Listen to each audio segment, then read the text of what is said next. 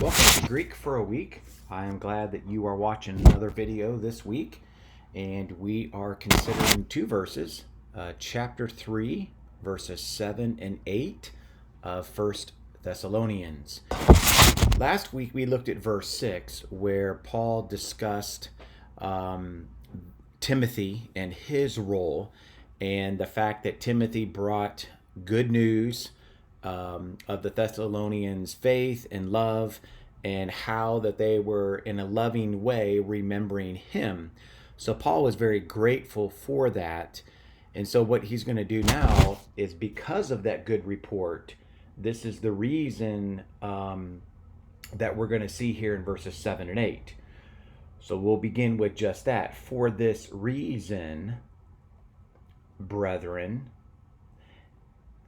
in all our distress and affliction, we were encouraged about you through your faith, because now we live, if you yourselves stand in the Lord.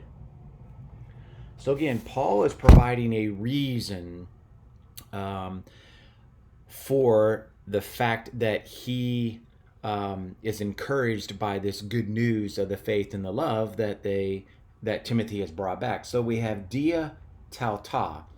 You could say therefore, or for this reason we were encouraged. You could say it this way: why was Paul encouraged? Why was Paul comforted? Again, because of the good report that Timothy brought back, verse 6.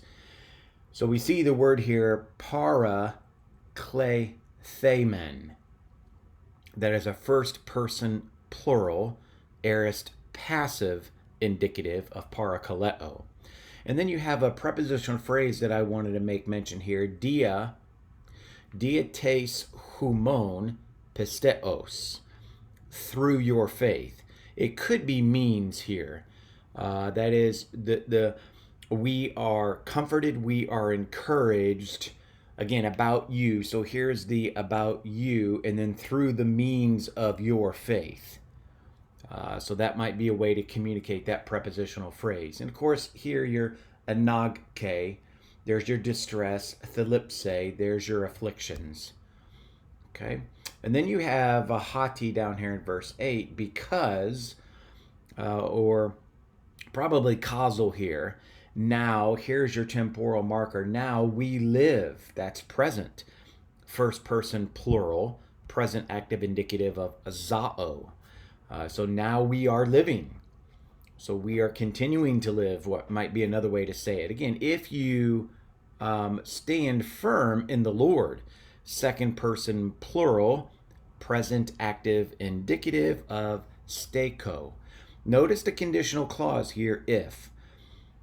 The likelihood of them standing in the Lord is quite high, but nonetheless he paints it in a conditional clause, because what does he know? He knows from the first five verses of chapter 3 that difficulty, persecutions will come their direction. So Paul very much knows that, but his confidence is the fact that they will stand in the Lord, therefore we will continue living. Trust this has been helpful. There's two verses there, 7 and 8. So next week we're going to look at verses 9 and 10, and then I'll diagram the following week. Have a great week, everyone.